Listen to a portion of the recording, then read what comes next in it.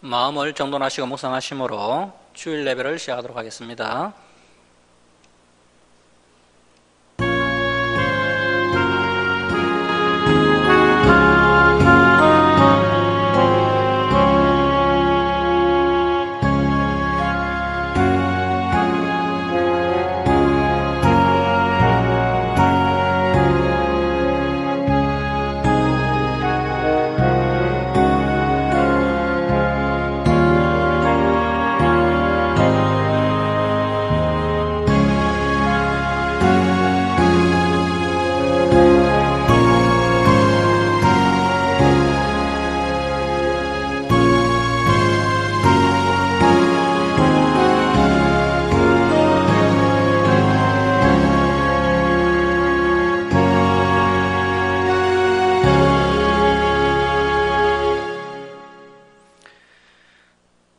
주께서 나의 슬픔이 변하여 내게 춤이 되게 하시며 나의 베옷을 벗기고 기쁨으로 띠띠우셨나이다.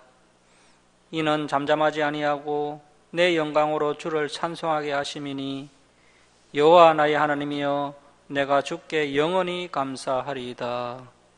하나님은 영이시니 예배하는 자가 영과 진리로 예배할지니라. 아멘. 사랑의 하나님 아버지, 이 시간 저희들이 창조주 하나님께 찬송과 경배와 감사를 올려드리오니 저희들의 예배를 기뻐받아 주옵소서. 저희들이 온유하고 겸손한 마음으로 하나님의 생명의 말씀을 가슴판에 새기는 시간 되게 하시고 지난 삶을 돌아보며 회개하며 다시 새 힘을 공급받는 귀한 은혜의 시간 되게 하여 주옵소서. 감사드리며 예수님의 이름으로 기도드립니다. 아멘. 일어서셔서 27장 찬송 드리겠습니다. 27장 찬송 드립니다.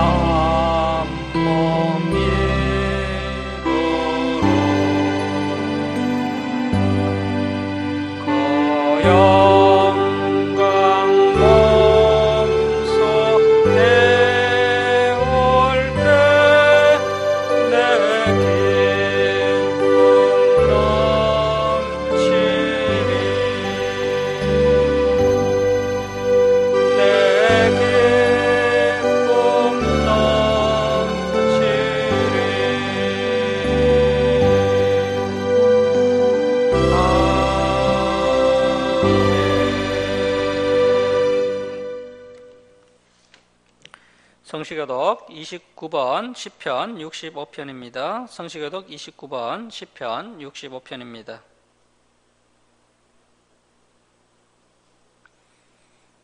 하나님이여 찬송이 시온에서 주를 기다리오며 기도를 들으시는 주여 모든 육체가 주께 나아오리이다.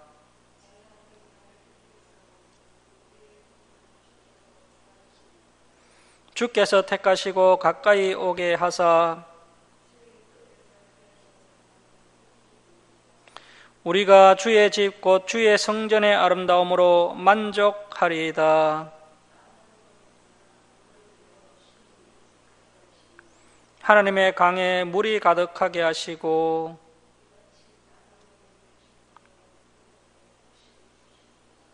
초장은 양떼로 옷 입었고 골짜기는 곡식으로 덮였음에 그들이 다 즐거이 애치고 또 노래하나이다. 아멘. 사도신경으로 신앙 고백 드리겠습니다. 나는 전능하신 아버지 하나님 천지의 창조주를 믿습니다. 나는 그의 유일하신 아들 우리 주 예수 그리스도를 믿습니다. 그는 성령으로 잉태되어 동정녀 마리아에게 나시고 본디오 빌라도에게 고난을 받아 십자가에 못 박혀 죽으시고 장사된 지 사흘 만에 죽은 자 가운데서 다시 살아나셨으며 하늘에 오르시어 전능하신 아버지 하나님 우편에 앉아 계시다가 거기로부터 살아있는 자와 죽은 자를 심판하러 오십니다. 나는 성령을 믿으며 거룩한 공교회와 성도의 교제와 죄를 용서받는 것과 몸의 부활과 영생을 믿습니다. 아멘. 성경 말씀은 출애굽기 14장 21절에서 25절입니다. 출애굽기 14장 21절에서 25절입니다. 14장 21절에서 25절 우리 교독하겠습니다. 모세가 바다 위로 손을 내밀매 여호와께서 큰 동풍이 밤새도록 바닷물을 물러가게 하시니 물이 갈라져 바다가 마른 땅이 된지라.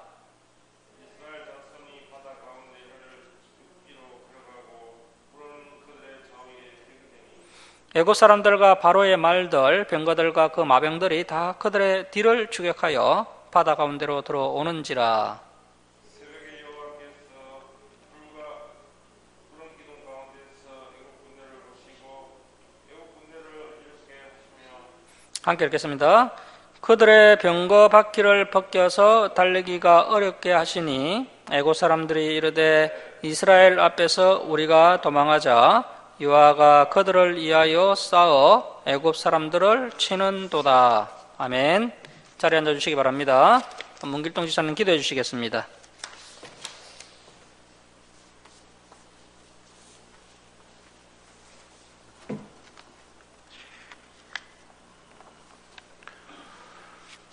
저희들을 실만한 물가로 인도하시며 먹이시고 가르치시는 참 좋으시는 하나님, 그 크신 은혜와 사랑에 찬양과 경배를 드립니다. 오늘 이렇게 거룩한 주일을 맞아 주님 전에 나와 예배할 수 있게 참으로 감사합니다. 지난 한 주간도 저희들을 주님의 은혜가 가운데 살게 하시고 당신만 말씀대로 살 수 있도록 인도하여 주심을 또한 감사를 드립니다. 이 시간 저희들의 죄와 허물을 고백하고 회개하오니 주님 용서하여 주옵소서. 하나님 아버지, 삶이 힘들고 고통당할 때 찾아주시고 위로해 주시고 더 넓고 바른 길로 인도해 주심을 감사드립니다. 아직도 주님을 영접지 못하고 죄악 속에서 사는 형제 자매들을 기억하시고 저희들 한마음으로 기도하오니 저희 성도들 모든 가족들이 하나님을 영접하여 올 한 해 영생을 얻게 하시고 코로나로부터 저희들 가정마다 구원의 방주가 되는 놀라운 은혜를 내려 주옵소서. 하나님 아버지, 우리 김천 주사랑교회를 세우시고 또한 이렇게 주님께 예배할 수 있게 하심을 감사드립니다. 주님께서 더욱더 축복하셔서 우리 교회가 이 지역 보험화에 앞장서는 교회로 우뚝 서게 하시며 젊은 일꾼들을 많이 보내주시고 또한 성전과 우리 주차장이 차고 넘치게 큰 은혜 내려 주옵소서. 그리하여 찬양과 기도 소리가 온 누리에 울려 퍼지게 은혜 베풀어 주옵소서. 단위에서 말씀 전가하시는 사자 목사님께도 놀라운 능력으로 무장케 하시고 저희 성도들을 인도함에 조금도 부족함이 없는 능력 있는 종이 되게 하옵소서. 이 세상은 험하고 저희들은 비록 약하오나 주님의 한량없는 사랑하심과 안보하심으로 늘 승리하게 도와주시고 이 세상에 빛과 소금이 되는 삶을 살게 하여 주옵소서. 참으로 좋으신 예수님 이름으로 기도하옵나이다. 아멘.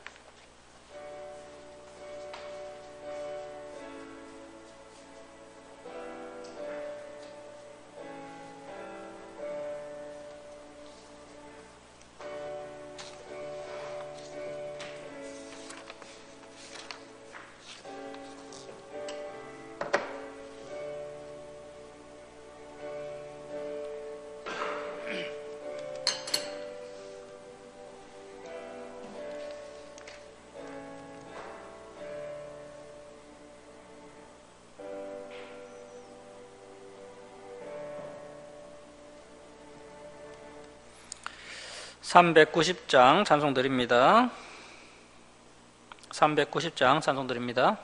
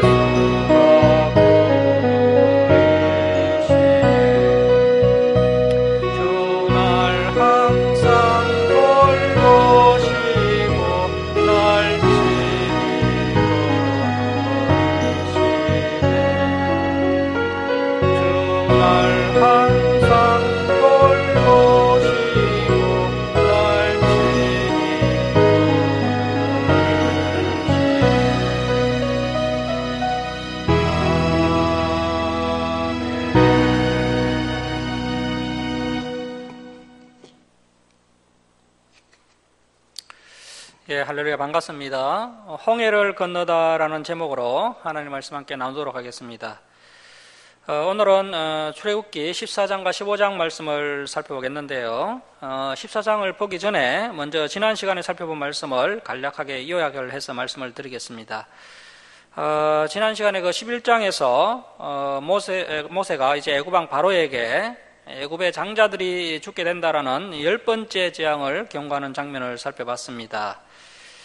그리고 이제 12장에서는 유월절과 무교절에 대한 설명과 그리고 이제 10번째 재앙이 실현되면서 드디어 이스라엘 백성들이 이집트에서 탈출하는 장면을 함께 살펴봤습니다.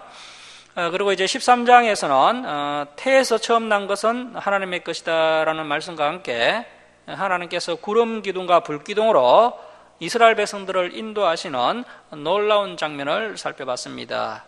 자, 이제 출애굽기 14장부터 함께 살펴보도록 하겠습니다. 출애굽기 14장 1절 말씀입니다.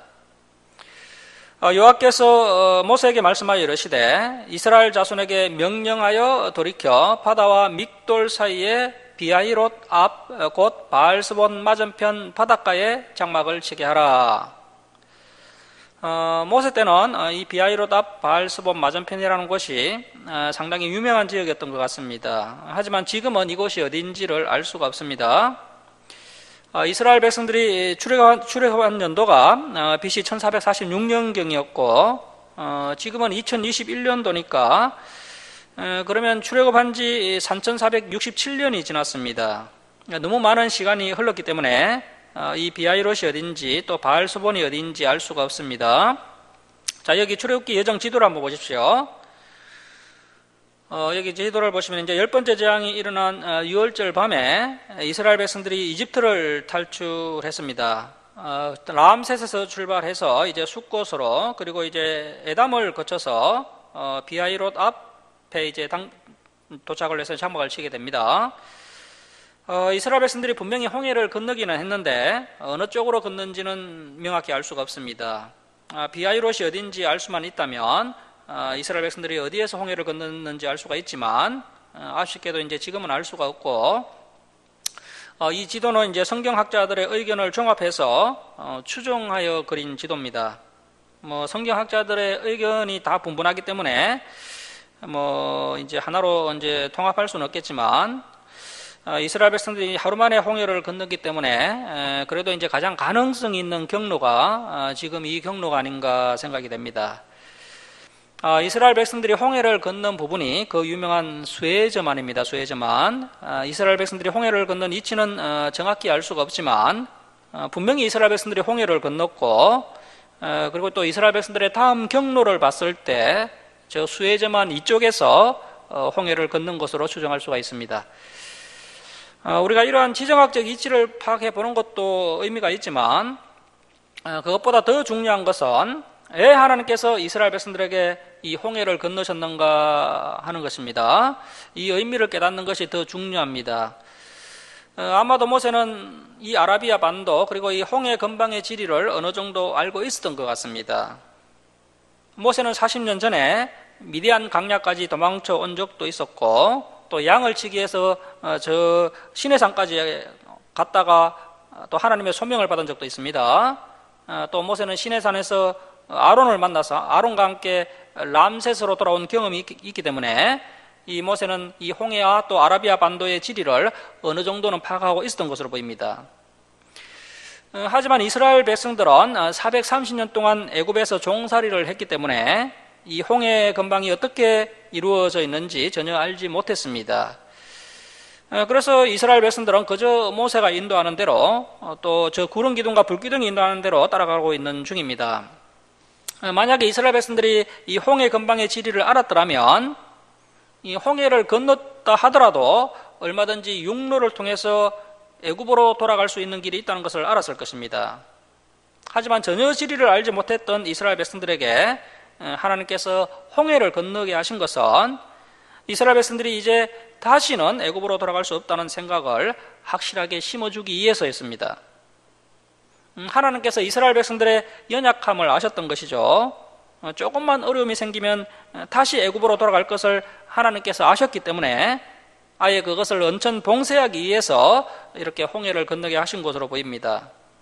자, 그래서 이스라엘 백성들이 이 홍해를 건너므로 인해서 이제는 애굽으로 두 번 다시 돌아갈 수 없구나, 이러한 마음을 가지고 이제 이스라엘 백성들이 강야 훈련 학교를 시작하게 되었던 것입니다. 자, 3절 말씀 보십시오. 바로가 이스라엘 자손에 대하여 말하기를 그들이 그 땅에서 멀리 떠나 강야에 갇힌 바 되었다 하리라. 내가 바로의 마음을 안악하게 한즉 바로가 그들의 뒤를 따르리니 내가 그와 그의 온 군대로 말미암아 영광을 얻어 애굽 사람들이 자수를 칩니다. 나를 여호와인 줄 알게 하리라. 나를 여호와인 줄 알게 하리라 하심에 무리가 그대로 행하니라. 애굽 왕 바로는 정탐꾼을 보내어서 이스라엘 백성들이 어디로 향하고 있는지 수시로 보고를 받았던 것 같습니다. 자, 그런데 바로가 보기에 이스라엘 백성들은 지금 강야에서 길을 잃고 이리저리 헤매고 있는 것처럼 보였던 겁니다. 지중해 해안도로를 통해서 가나안 땅으로 곧장 가지 않고 가나안 가는 다른 방향으로 향하는 그 이스라엘 백성들은 마치 길을 잃고 헤매는 것처럼 보였던 겁니다.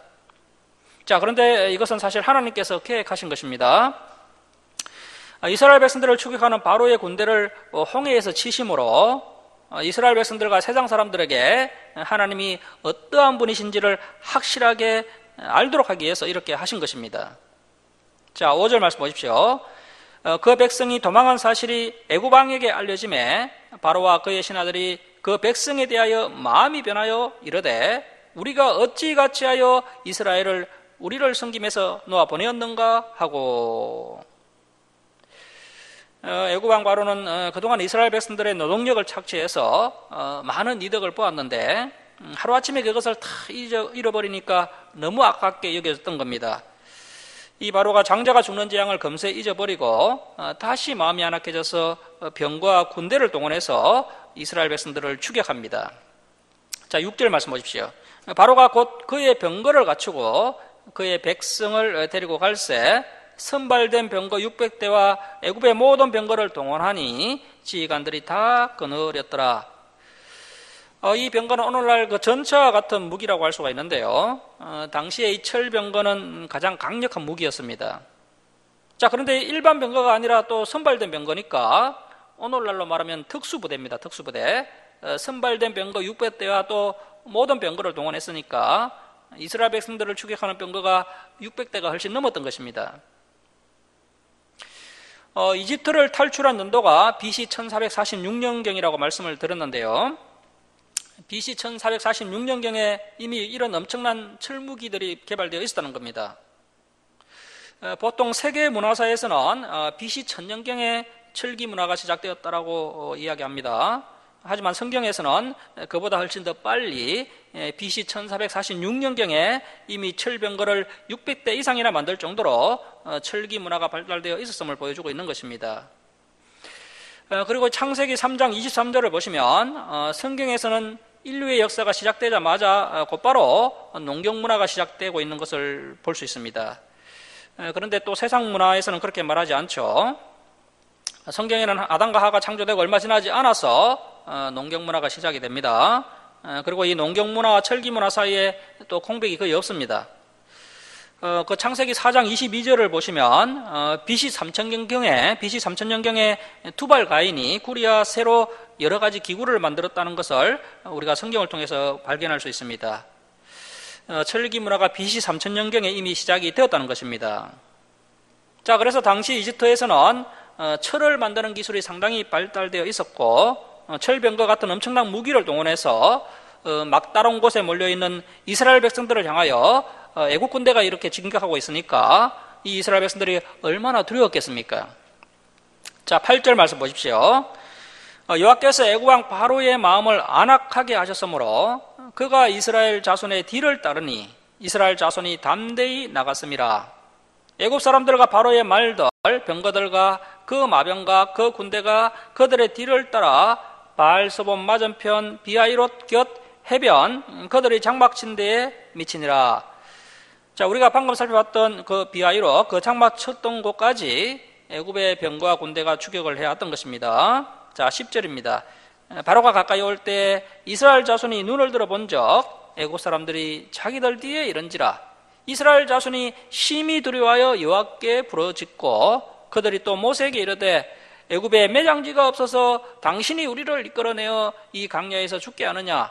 어찌하여 당신이 우리를 애굽에서 이끌어내어 우리에게 이같이 하느냐? 우리가 애굽에서 당신에게 이런 말이 이것이 아니냐? 이러기를 우리를 내버려 두라. 우리가 애굽 사람을 섬길 것이라 하지 아니하더냐? 애굽 사람을 섬기는 것이 강야에서 죽는 것보다 낫겠노라.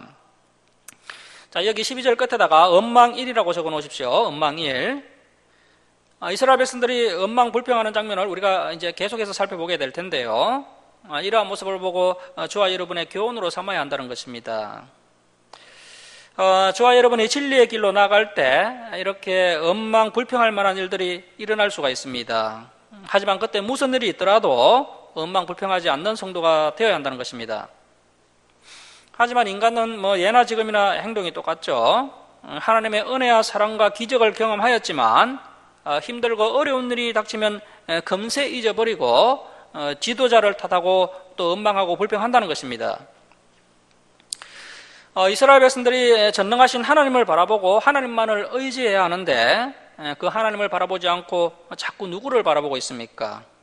자꾸 모세를 바라보고 또 바로를 바라보고 애국 군대를 바라보는 실수를 하고 있는 것입니다. 그래서 우리의 입술에서도 혹시 원망과 불평이 나올 때는 어김없이 우리의 시선이 어디에 고정되어 있는지를 살펴봐야 합니다. 하나님께 시선이 고정되어 있는 사람들은 원망과 불평을 하지 않습니다. 하지만 우리 성도님들이 목사에게 시선을 고정하고 있거나 아니면 이 세상의 시선을 고정하고 있거나 아니면 문제의 시선을 고정하고 있다면 이러한 원망과 불평들이 나오게 된다는 사실입니다. 자, 이럴 때 이제 모세의 답변이 아주 걸작인데요. 자, 우리 13절 말씀 함께 읽겠습니다. 자, 시작. 모세가 백성에게 이르되 너희는 두려워하지 말고 가만히 있어서 여호와께서 오늘 너희를 위하여 행하시는 구원을 보라. 너희가 오늘 본 애국 사람을 영원히 다시 보지 아니하리라. 자, 14절입니다. 여호와께서 너희를 위하여 싸우리니, 자, 줄을 칩니다. 너희는 가만히 있을지니라. 사실 지금 홍해를 등지고 있는 그 이스라엘 백성들을 향해 달려오고 있는 애국 군대 앞에서 이스라엘 백성들이 할 수 있는 것이라고는 아무것도 없습니다. 전차만 600대 이상을 끌고 오는 그 강력한 애국 군대 앞에서 이스라엘 백성들이 무엇을 할 수 있겠습니까? 저와 여러분도 무엇인가를 할 수 있을 때는 진리 가운데 행동을 해야 됩니다. 하지만 아무것도 할 수 없는 상황을 만날 때가 있습니다. 저와 여러분의 힘으로 아무것도 할 수 없는 큰 문제가 닥쳐왔을 때 우리는 어떻게 해야 합니까? 하나님께서 직접 역사하실 것을 믿고 가만히 있는 것이 잘하는 것입니다. 우리 주사랑교회가 진리의 길로 한 걸음 한 걸음 나아가다 보면은 반드시 우리 주사랑교회도 아무것도 할 수 없는 그런 상황을 만날 때가 있습니다. 이것은 우리의 삶 가운데서도 마찬가지입니다. 우리에게 이러한 상황이 닥쳤을 때 억지로 무엇을 하는 것이 아니라 이렇게 아무것도 할 수 없는 상황이 되었을 때는 하나님께서 직접 행하시도록 가만히 있는 것이 지혜로운 것입니다. 자, 15절 말씀 보십시오. 여호와께서 모세에게 이르시되 너는 어찌하여 내게 부르짖느냐? 이스라엘 자손에게 명령하여 앞으로 나아가게 하고 지팡이를 들고 손을 바다 위로 내밀어 그것이 갈라지게 하라. 이스라엘 자손이 바다 가운데서 마른 땅으로 행하리라. 내가 애굽 사람들의 마음을 안악하게 할 것인즉 그들이 그 뒤를 따라 들어갈 것이라. 내가 바로와 그의 모든 군대와 그의 병거와 마병으로 말미암아 영광을 얻으리니 내가 바로와 그의 병거와 마병으로 말미암아 영광을 얻을 때에야, 자, 줄을 칩니다. 애국 사람들이 나를 여호와인 줄 알리라. 그래서 이제 계속 반복되는 말씀이죠. 이 심판이 바로 하나님의 자기 계시라는 겁니다.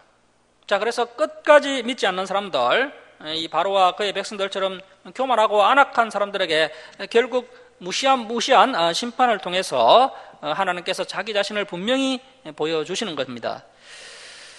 그래서 하나님의 말씀이 이렇게 분명하게 선포되고 있지만 마음을 겸손하게 먹지 않고 계속해서 안악한 마음을 가지고 있는 사람들에게 결국 하나님께서 무시무시한 심판으로 자기 자신을 계시하신다는 것을 우리가 명심해야 합니다. 자, 이제 19절 말씀 보십시오. 이스라엘 진압해 가던 하나님의 사자가 그들의 뒤로 옮겨가매 기둥도 앞에서 구름 기둥도 앞에서 그 뒤로 옮겨. 자, 그러니까 이스라엘 진압해서 인도하던 하나님의 천사 구름 기둥이 어디로 이동하고 있습니까? 자, 이렇게 뒤에서 애국 군대가 쳐들어오니까 이제 그 간격이 점점 좁혀지고 있으니까 이 천사와 구름 기둥이 이스라엘 백성들을 보호하기 위해서 뒤로 이동을 한 것입니다.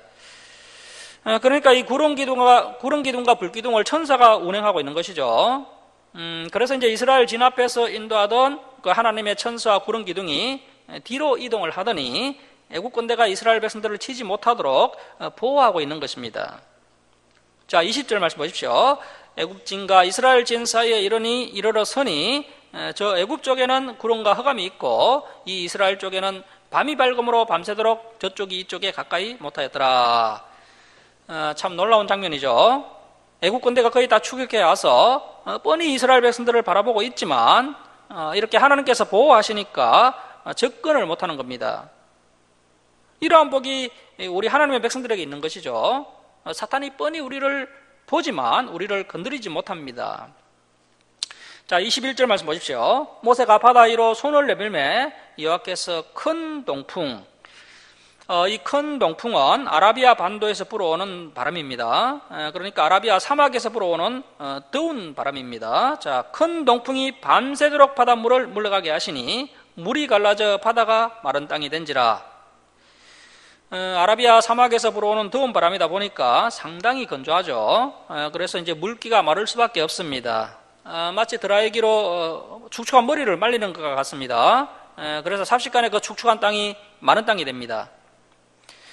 그 학자들의 과학적인 고정에 의하면 홍해가 이 정도로 갈라지고 마를 정도가 되려면 풍속이 한 시속 380km, 한 시속 380km 정도는 되어야 된다고 합니다. 380km라고 하면 전혀 감이 안 오시죠? 이것을 초속으로 바꾸면 한 초속 한 105m 정도가 된다고 합니다. 보통 그 여름에 태풍이 부는데 강한 태풍이 한 초속 30m 정도 된다고 합니다. 자, 그런데 이 동풍이 초속 한 105m 정도 되니까 어마어마하게 강한 바람입니다. 자, 아라비아 사막에서 불어오는 이 엄청난 동풍이 이제 홍해의 바닷물을 순식간에 갈라지게 하고 또 이렇게 건조한 바람이 계속해서 불어닥치니까 그 홍해의 질퍽한 땅이 순식간에 말라버린 겁니다. 그야말로 하나님께서 전능하신 능력으로 놀라운 일을 이스라엘 백성들에게 보여주고 계신 것입니다. 자, 그리고 현재 이스라엘 백성들의 숫자가 한 250만 명 이상입니다. 그리고 수많은 가축대도 그들과 동행을 하고 있습니다. 이 많은 무리가 홍해를 건너야 하는데 한 줄로 건너서는 뭐 몇십일이 지나도 다 못 건너갑니다. 그래서 이제 이때 갈라진 폭이 최소한 3, 4km 정도는 되어야 250만 명 이상의 사람들과 또 많은 짐승들이 동시다발적으로 건너갈 수가 있습니다. 그래서 하나님께서 홍해를 한 3, 4km 정도 갈라지게 하셔서 이제 동시다발적으로 홍해를 건너간 것입니다. 이제 사실 저도 뭐 성경을 통전적으로 보기 전에는 뭐 한 줄은 아니더라도 한 뭐 10줄, 20줄 정도로 건너가지 않았겠나 이렇게 생각을 했었는데요. 이렇게 뭐 몇십 줄로 건너간다 해도요, 도저히 답이 안 나옵니다. 그리고 전능하신 하나님께서 뭐 기양 홍해를 가르시는데 겨우 뭐 몇십 미터 정도 갈랐겠습니까? 적어도 한 뭐 3, 4km 정도 이상 가르셨고, 그래서 수많은 무리들이 동시에 이 홍해를 건너기 시작하였던 것입니다. 자, 22절 말씀 보십시오. 이스라엘 자손이 바다 가운데를 육지로 걸어가고 물은 그들의 좌우에 벽이 되니 애굽 사람들과 바로의 말들, 병거들과 그 마병들이 다 그들의 뒤를 추격하여 바다 가운데로 들어오는지라. 새벽에 여호와께서 불과 구름 기둥 가운데서 애국 군대를 보시고 애국 군대를 어지럽게 하시며.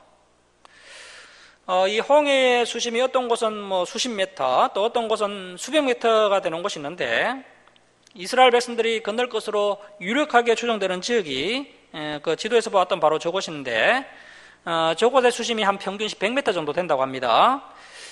그래서 이 물벽의 높이가 최소한 100m 정도는 되었을 것으로 추정하고 있습니다. 자, 25절 말씀 보십시오. 그들의 병거 바퀴를 벗겨서 달리기가 어렵게 하시니. 아무리 강력한 무기라 할지라도 하나님께서 이렇게 병거 바퀴를 벗겨버리시니까 아무짝에도 쓸모가 없어져 버립니다. 자, 애굽 사람들이 이르되 이스라엘 앞에서 우리가 도망하자. 여호와가 그들을 위하여 싸워 애굽 사람들을 치는도다. 여호와께서 모세에게 이르시되 내 손을 바다 위로 내밀어 물이 애굽 사람들과 그들의 병거들과 마병들 위에 다시 흐르게 하라 하시니 모세가 곧 손을 바다 위로 내밀매 새벽이 되어 바다의 힘이 회복된지라. 애굽 사람들이 물을 거슬러 도망하나 여호와께서 애굽 사람들을 바다 가운데 엎으시니 물이 다시 흘러 병거들과 기병들을 덮되 그들의 뒤를 따라 바다에 들어간 바로의 군대를 다 덮으니 하나도 남지 아니하였더라. 그러나 이스라엘 자손은 바다 가운데를 육지로 행하였고 물이 좌우에 벽이 되었더라. 그날에 여호와께서 이같이 이스라엘을 애굽 사람의 손에서 구원하심에 이스라엘이 바닷가에서 애굽 사람들이 죽어 있는 것을 보았더라. 이 애굽 군인들의 시체가 바닷가에 떠 있는 것을 이스라엘 백성들이 지켜봤다는 겁니다. 자, 우리 31절 말씀 우리 함께 읽겠습니다. 자, 시작. 이스라엘이 여호와께서 애굽 사람들에게 행하신 그 큰 능력을 보았으므로 백성이 여호와를 경외하며 여호와와 그의 종 모세를 믿었더라.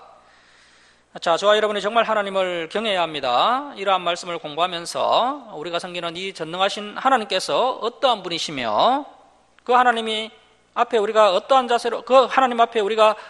자세로 믿음 생활을 해야 하는지 다시 한번 묵상하는 시간이 되어야 합니다. 자, 이렇게 이제 출애굽기 4장 31절 이후에 정말 오랜만에 여호와를 경외하며 여호와와 또 그의 종 모세를 믿었더라는 말씀이 나옵니다. 오늘날 교회에서 믿음이라는 개념을 아주 쉽게 이야기하지만 이 믿음이라는 것이 결코 쉬운 것이 아니라는 것을 성경이 우리에게 교훈하고 있는 것입니다. 자, 이제 우리가 15장으로 가기 전에 먼저 한 가지를 좀 살펴보고 넘어가도록 하겠습니다. 그 히브리어 언어 성경을 보면요, 홍해라고 되어 있지 않고 그 언어를 보면은 수프얌이라고 해서 이제 갈대바다로 이렇게 되어 있습니다. 자, 그런데 우리가 보는 그 개정 성경에는 홍해라고 번역이 되어 있습니다. 자, 분명히 그 히브리어 언어 성경에는 갈대바다라고 되어 있는데 왜 우리는 홍해라고 번역을 했을까요? 그 영어 성경을 보면요, 레더시라고 되어 있습니다. 레더시. 그런데 이 갈대바다는 리더시입니다. 리더시. 이가 하나 더 있습니다. 그래서 이제 이것은 영어 성경으로 번역하는 과정에 이제 실수로 이 하나를 빠뜨려서 레더시, 홍해가 된 것으로 추정하고 있는데요. 그래서 이제 이것이 이제 성경 번역 사상 큰 실수라고 주장하는 그런 신학자들이 있습니다. 그리고 이제 심지어 이 성경을 말씀대로 믿지 않는 그 자유주의 신학자들이 어떤 주장을 하느냐 하면 하나님은 절대 홍해 바다를 가르시지 않았다. 그것은 불가능한 일이다. 이스라엘 백성들은 단지 갈대밭을 건너간 것이다. 이렇게 주장하는 자유주의 신학자들이 있다는 것입니다. 자, 여러분, 이스라엘 백성들이 갈대밭을 건너간 것이라면 그 강한 애국 군대가 갈대밭을 건너다가 왜 그렇게 많이 빠져 죽었겠습니까? 이 자유주의 신학자들의 주장은 말이 되지 않습니다. 조금만 성경을 면밀하게 공부해보면 이런 소리를 하지 못합니다. 이런 그 영어 성경이 나오기 훨씬 오래전에 그 이제 주전 3세기경에 유대인들에 의해서 이제 세투아진트라고 하는 70인역 성경이 번역이 된 적이 있었습니다. 이 70인역 성경책은 히브리어 성경을 헬라어로 번역한 성경책인데요. 이 성경을 보면은 놀랍게도 히브리어 원문처럼 갈대바다라고 번역을 하지 않고요. 에리드라 달라사라고 번역되어 있는데 이 에리드라 달라사는 헬라어로 홍해라는 뜻입니다. 그러니까 영어 성경으로 이제 번역을 하다가 이가 하나 실수로 빠뜨려서 갈대바다가 홍해바다가 된 것이 아니라 이미 그 주전 3세기경 70인역 성경책에는 홍해라고 분명하게 써져 있다는 것입니다. 이 70인역에 이렇게 홍해라고 써졌기 때문에 이 70인역을 가지고 그 번역을 한 라틴어 성경에도 당연히 홍해로 번역을 했고요. 또 그것을 가지고 번역한 그 독일어 성경 또 영어 성경도 당연히 또 이렇게 홍해라고 번역을 하게 되었던 것입니다. 그러니까 뭐 실수로 이 일을 한자 빠뜨린 것이 아니라는 것입니다. 자, 여기서는 우리가 이제 한 가지를 좀 더 생각해 봐야 하는데요. 자, 여기 다음 지도를 한번 보십시오. 여기 이제 지도를 보시면은, 우리가 일반적으로 그 수혜저만이 있는 부분을 홍해라고 이야기하는데, 좀 더 지리를 공부해보고 또 세계사를 공부해보면, 이 홍해라는 부분이 이 수혜저만, 그리고 아카바만, 그리고 또 페르시아만까지 이 전체를 다 홍해라고 이야기합니다. 자, 그래서 이 홍해가 사실은 이 아라비아 반도 전체가 다 홍해라는 겁니다. 이 부분을 왜 이제 홍해라고 했느냐 하면 여러 가지 이제 학설이 있는데요. 저녁 노을이 질 때 이집트 카이로에서 홍해를 바라보면은 이 홍해가 다른 바다보다 훨씬 더 붉게 보인다고 합니다. 그리고 이 홍해에는 아주 많은 산호초가 있다고 합니다. 자, 다음 그림 한번 보십시오. 이 홍해에는 공장도 없고 또 천혜의 자연 환경이 잘 보존되어 있어서 이 지역에는 산호초가 그렇게 많다고 합니다. 그래서 이제 보름이 되면 바닷물이 다 빠져나가게 되고요. 그러면서 이제 붉은 산호초들이 이제 수면으로 드러나게 되면서 이 바다가 붉은 산호초들에 의해서 온통 붉게 보인다는 겁니다. 자, 그리고 또 지도를 앞에서 보시면 알겠지만 바다 접하고 있는 그 높은 산맥들이 많이 있는데 그 산맥들이 다 붉다고 합니다. 붉은 돌 같은 것들로 구성되어 있는 그 붉은 산맥들이 많은데, 그래서 이렇게 이제 붉은 토양으로 이루어진 그 산맥들이 이렇게 바다와 맞닿아 있고, 그것이 또 바다에 비치면서 이 바닷가 산맥들의 그 붉은 토양에 의해서 이 바다가 또 붉게 보인다는 겁니다. 자, 이러한 자연 환경들에 의해서 과거부터 이 지역 전체를 홍해라고 이야기했다는 것입니다. 자, 이제 우리가 왜 이렇게 홍해라고 불리게 되었는지 어느 정도 이해가 되었을 것이고요. 이제 갈대 바다에 대해서 한번 생각을 해봐야 하는데요. 자, 우리가 알기로 이 갈대는 민물에서 자란다고 알고 있습니다. 자, 다음 그림 한번 보십시오. 그래서 이제 이 그림을 한번 보시면요. 신기하게도 지금도 이 아카바만에 가보면은 바닷가임에도 불구하고 송기가 있음에도 불구하고 해안가에 이렇게 갈대들이 자라고 있다고 합니다. 자, 그래서 결론을 이야기하면요. 홍해라는 말도 맞고 또 갈대바다라는 말도 맞는다는 것입니다. 자, 다시 그 앞에 지도를 한번 보십시오. 그래서 이제 여기 아카바만과 또 수혜저만이 다 홍해가 맞고요. 그리고 이제 전체가 다 홍해니까 홍해가 맞고, 그리고 이제 예전부터 이제 고대 여행자들이 이 홍해 지역을 여행하면서 상당히 신기했던 모양입니다. 다른 지역에는 갈대가 민물에서 자라고 있는데 이 홍해에서는 갈대가 바다에서 자란다는 소문이 나면서 이 지역을 갈대바다라고 불렀다는 겁니다. 자, 그래서 이곳이 홍해지만 이 고대 여행자들에게서 갈대바다라고 불러졌다는 겁니다.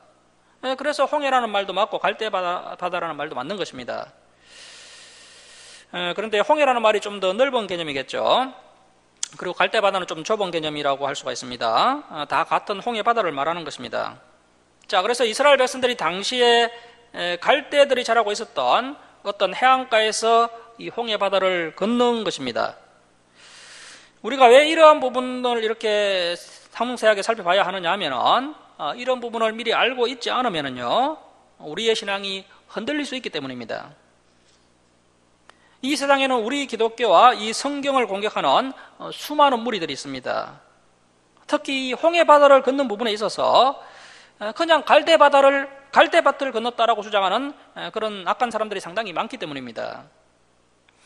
자, 이렇게 성경 말씀을 공격하는 내용을 접하게 되면요 우리의 신앙이 흔들리게 되고 우리가 시험이 들기 때문에 이렇게 이제 논란이 되는 부분에 대해서 우리가 이렇게 정리를 잘 해놓고 확실하게 기준을 잡고 있어야 합니다. 그래야 이런 말을 들어도 우리가 전혀 흔들리지 않게 됩니다. 우리 하나님께서는 분명히 홍해바다를 가르셔서 이스라엘 백성들을 구원시켜 주셨습니다. 자, 이제 15장으로 갑니다. 15장에는 창세 이후에 처음으로 하는 아름다운 찬송이 기록되어 있는데요. 자, 15장 1절 말씀 보십시오. 이때 모세와 이스라엘 자손이 이 노래로 여호와께 노래하니 일러서되 내가 여호와를 찬송하리니 그는 높고 영화로우시며 말과 그 탄 자를 바다에 던지셨음이로다. 자, 정말 저와 여러분도 하나님을 노래하고 하나님을 찬양하는 성도들이 되어야 합니다. 자, 이렇게 이스라엘 백성들이 하나님을 찬양하는데요 이 찬송이 최초의 찬송입니다. 지금까지 우리가 이 성경책을 살펴봤지만 살인자의 노래는 나왔지만 하나님을 높여드리는 찬송은 이렇게 최초로 고백되고 있습니다. 모세가 창세 이후로 처음으로 하나님께 찬송을 올려드리고 있습니다. 이 홍해를 건넌 후에 부른 이 모세의 노래를 알고 있어야 우리가 이제 다음에 요한계시록을 볼 때 그 요한계시록을 제대로 이해할 수가 있습니다.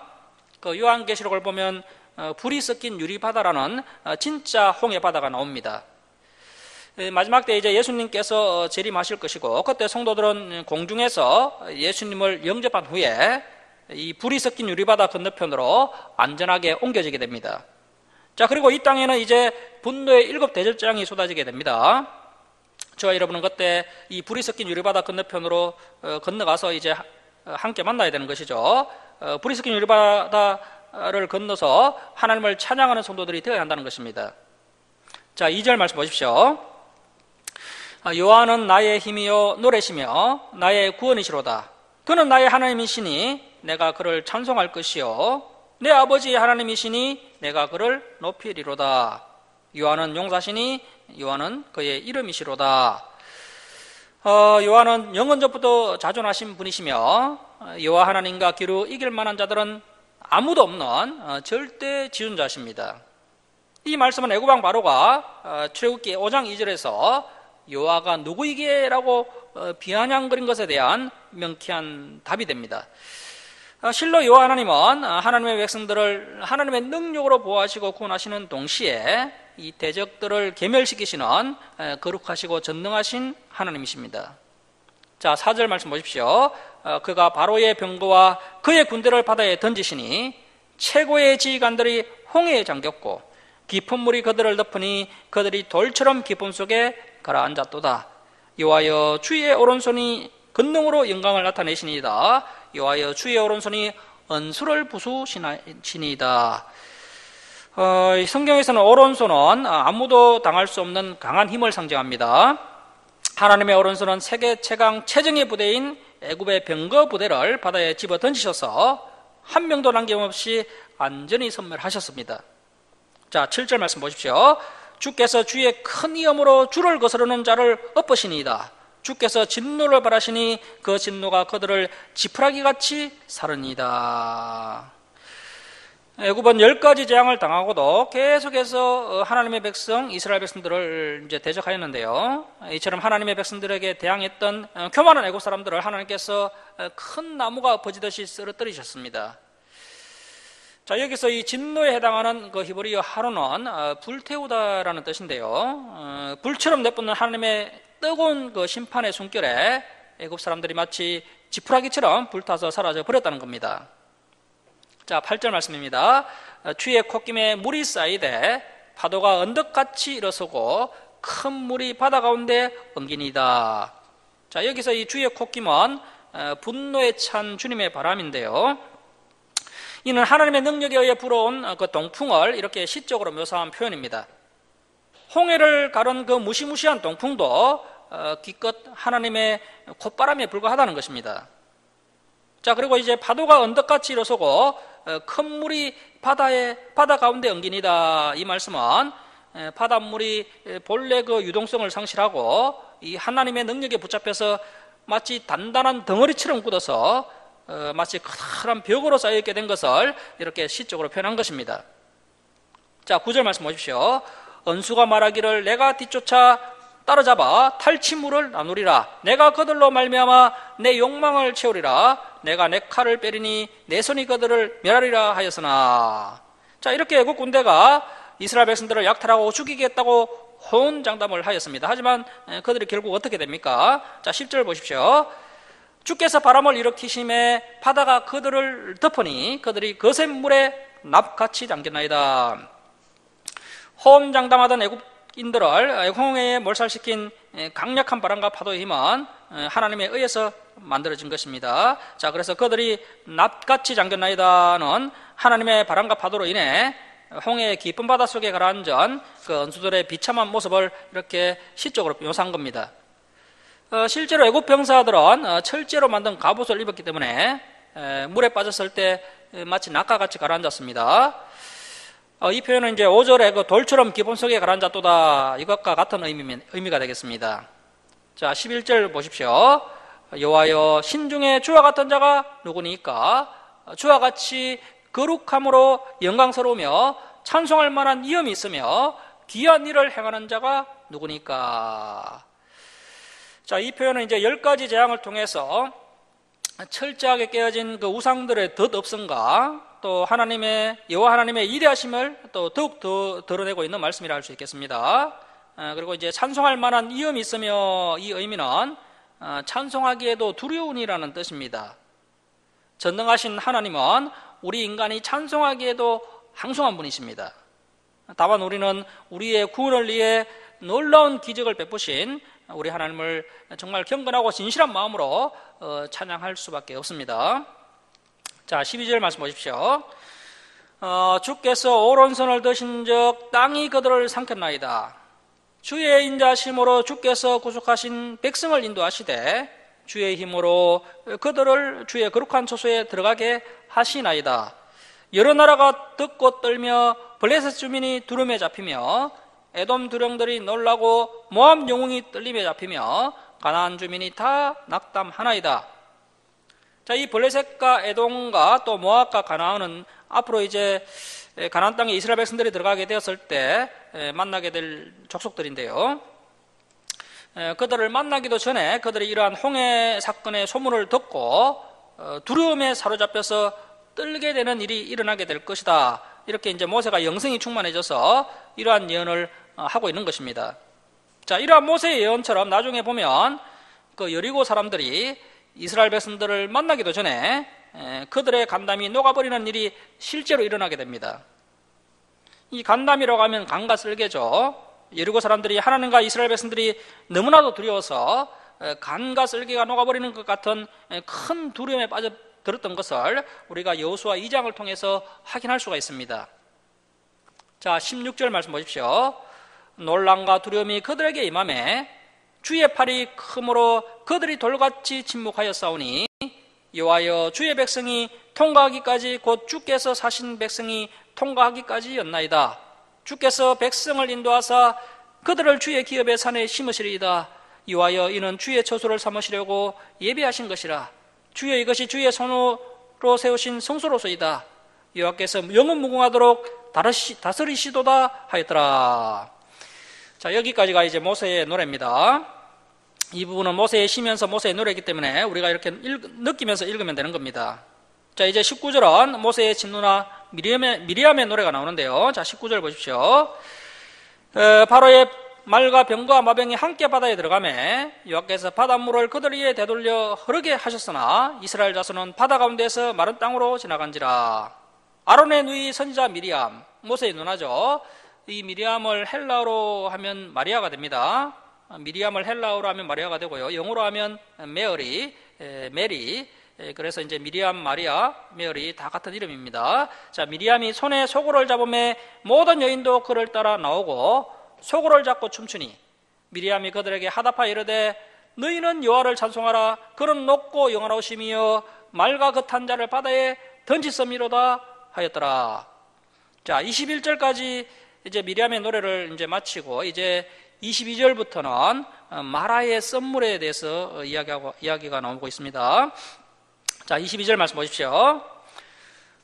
모세가 홍해에서 이스라엘을 인도하며 그들이 나와서 수르 강야로 들어가서 거기서 사흘 길을 걸었으나 물을 얻지 못하고. 자, 저기 출애굽 여정 지도를 한번 보십시오.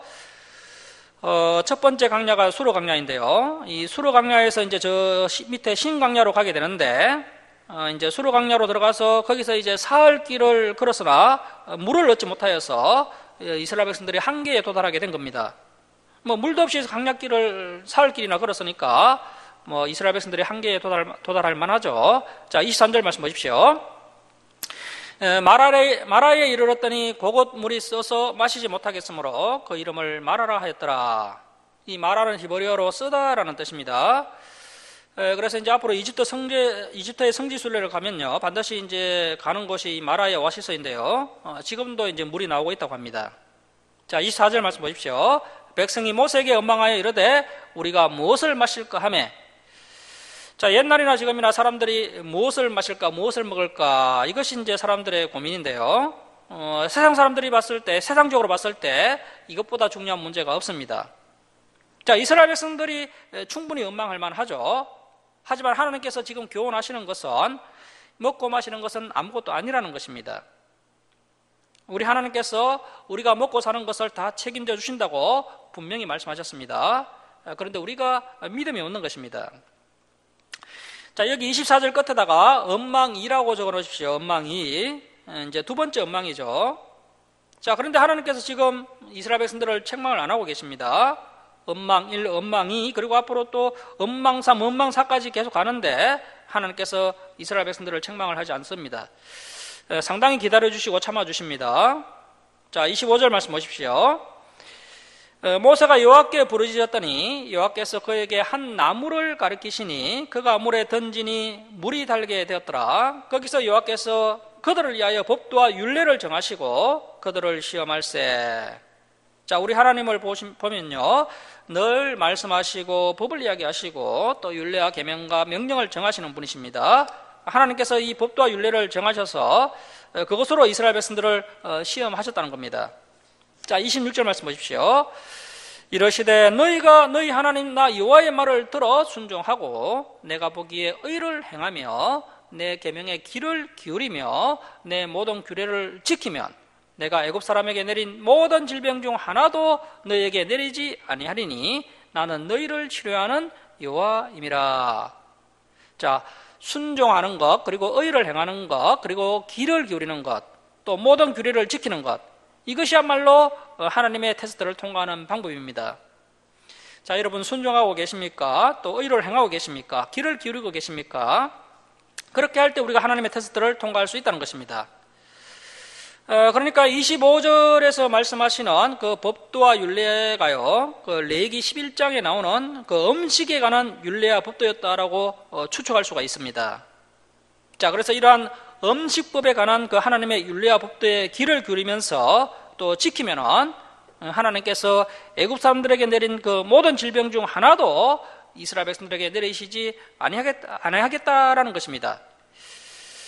이것은 그 구약 성경에 흐르는 두 번째로 중요한 핵심 사상입니다. 첫 번째 중요한 사상 율례는요, 제사법이었죠. 제사법. 이 제사법은 하나님을 사랑하는 것입니다.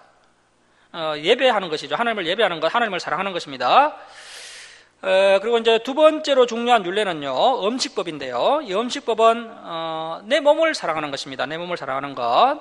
그리고 이제 세 번째 중요한 율례는 사회윤리인데 이것은 이웃을 사랑하는 것입니다.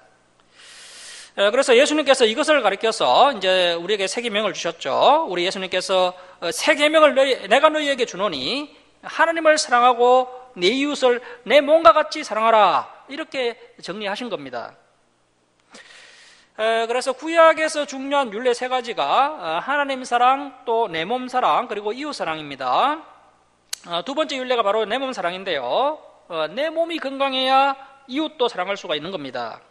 자, 그런데 구체적으로 어떻게 내 몸을 사랑할 수가 있습니까? 내 몸에 좋은 것을 먹는 것입니다. 이것이 구약에서 이야기하는 중요한 율례가 되겠습니다.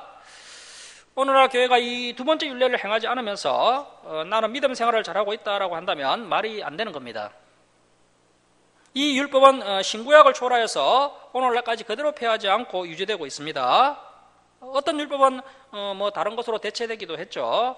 그런데 이 음식에 관한 율례에 대해서 살펴보면요, 오늘날 이 음식이 이제 인간의 탐욕으로 인해서 많이 망가져 버렸기 때문에 우리는 오히려 더 조심해서 음식을 가려 먹어야 합니다. 자, 그래서 이 음식법은 바로 내 몸 사랑법이 되겠습니다. 그래서 지금도 이제 하나님의 말씀대로, 이 레위기 11장의 말씀대로 우리가 이제 음식을 정갈하게 먹고 또 깨끗하게 먹으면요, 뭐 세상 사람들은 모든 질병에 다 걸려도 이 세상 사람들과 달리 그들이 걸리는 질병 중에 하나도 걸리지 않는 복을 오늘날 우리 하나님의 백성들이 누리게 된다는 것입니다.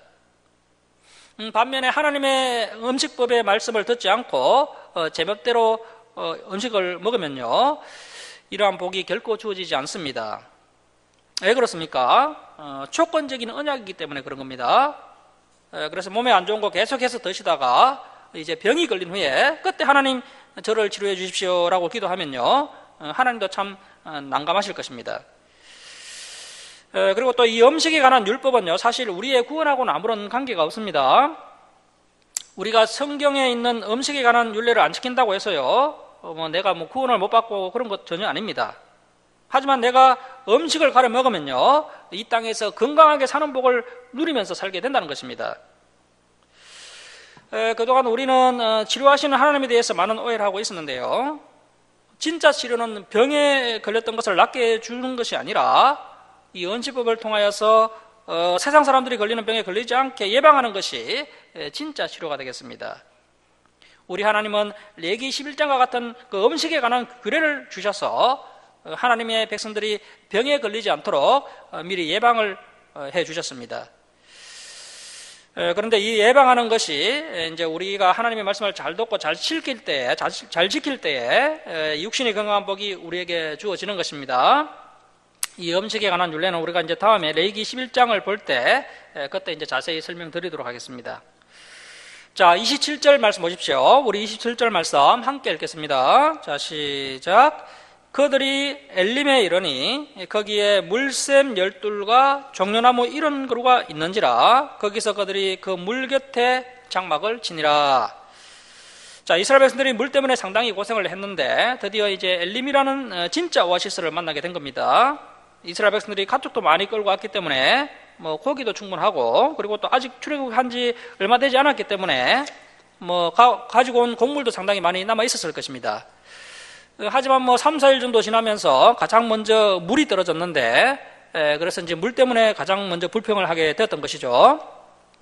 하여튼 하나님의 은혜로 이렇게 이제 물이 풍성한 엘림에 도착하게 된 것입니다. 자, 여기 지도를 한번 보십시오. 여기 지도를 보시면 이제 마라에서 썸물을 만나게 되고요. 그리고 이제 엘림까지 와서 드디어 엘림에서 풍성한 물을 만나게 되었습니다. 자, 말씀을 마치도록 하겠습니다. 사랑하는 성도 여러분, 바로의 종되었던 이스라엘 백성들을 강한 손과 편팔로 인도해내신 하나님, 홍해를 가르시고 바로와 그 군대를 바다에 던지신 전능하신 하나님께서 저와 여러분과 함께 하십니다. 그 전능하신 하나님 한 분만을 믿고 의지함으로 날마다 승리하는 저와 여러분 될 수 있기를 주님의 이름으로 축원합니다. 자, 기도하겠습니다. 사랑의 하나님 아버지, 오늘도 저희들에게 귀한 말씀을 주셔서 감사드립니다. 이스라엘 백성들이 하나님을 바라보지 못하고 모세를 바라보고 바로를 바라보고 또 환경을 바라보는 그러한 연약한 모습을 볼 수 있었습니다. 하나님 아버지, 저희들은 하나님만을 바라보는 성도들이 되게 하시옵소서. 특별히 계시하시는 하나님의 말씀을 바라보므로 저희들이 뒤돌아서지 않고 흔들리지 않는 성도들이 되도록 붙들어 주시옵소서. 하나님 아버지, 저희들이 끝까지 믿음의 길로 나아가는 성도들 되게 하시옵소서. 저희들이 믿음으로 바다 한가운데로 걸어가게 하시고 놀라운 하나님의 능력을 체험하며 또 영적인 전쟁에서 승리함으로 온전히 하나님 한 분만을 찬양하는 성도들 되게 하시옵소서. 홍해를 가르신 전능하신 하나님께서 우리 하나님이 되시오니 그 하나님 한 분만으로 만족하는 저희들 되게 하시고 한 주간도 그 하나님과 함께 승리하는 우리의 삶이 되게 하여 주옵소서. 감사드리며 예수님의 이름으로 기도드립니다. 아멘. 391장 찬송 드리고 봉헌 드리겠습니다.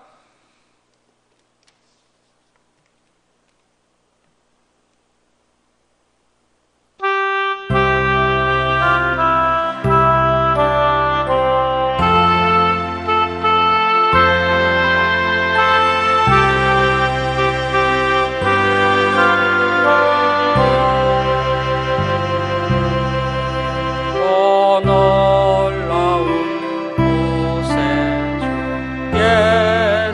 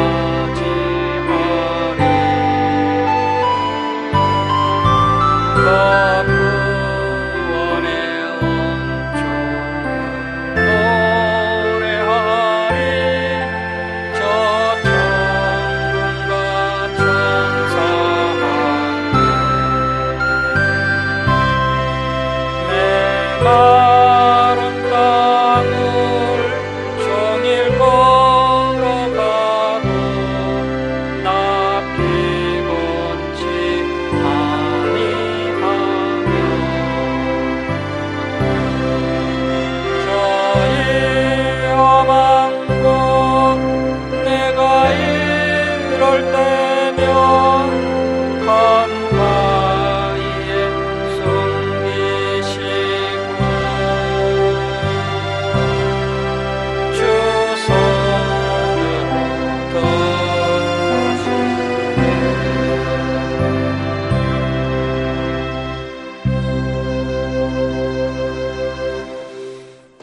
봉헌 드리겠습니다. 11조 예물 올려드립니다. 그리고 감사한금 올려드립니다. 그리고 조정금 올려드립니다. 기도하겠습니다. 사랑의 하나님 아버지, 한량없는 은혜와 사랑에 감사드립니다. 죄악 가운데 멸망당할 저희들을 독생자 예수 그리스도의 보혈로 구원하여 주시고 날마다 또 진리로 저희들을 인도하여 주시니 감사합니다. 저희들이 하나님의 크신 사랑과 은혜에 감사하며 또 저희들의 필요를 채워주심을 감사하며 하나님께 예물 올려드립니다. 기뻐 받아 주옵소서. 이 예물을 올려드린 주님의 백성들, 주님께서 날마다 동행하여 주시고 또 그 가정에 감사 기쁨이 넘쳐나게 하여 주옵소서. 또 그들의 기도에 응답하여 주옵시고 또 필요한 것을 아시오니 주님께서 풍성하게 채워주셔서 나눠주고 베풀며 사는 복된 인생들이 되도록 은혜 베풀어 주옵소서. 이 예물을 주는 것마다 하나님의 영광이 나타나게 하여 주옵소서. 감사드리며 예수님의 이름으로 기도드립니다. 아멘. 교회 소식을 전하겠습니다. 코로나 예방수칙을 잘 준수하셔서 건강을 잘 지키시기를 당부드립니다. 정부 방역 수칙으로 인해서 당분간 전시 식사 제공이 중단되어 오니 양해를 바랍니다. 그리고 또 우리 박자 지사님 감기 몸살에 좀 걸리셔서 못 나오시는데 회복되도록 기도해 주시고요. 그리고 기아대책 김전후원 이사의 땅끝까지 선교에 선교연금을 전달하였습니다. 주일 예배 때 살펴봤던 말씀들을 한 주간 동안 복습하시고 또 다음 주일에 진행될 말씀들도 미리 읽어오시기 바랍니다. 일어서셔서 5장 찬송 드리고 축도로 예배를 마치겠습니다.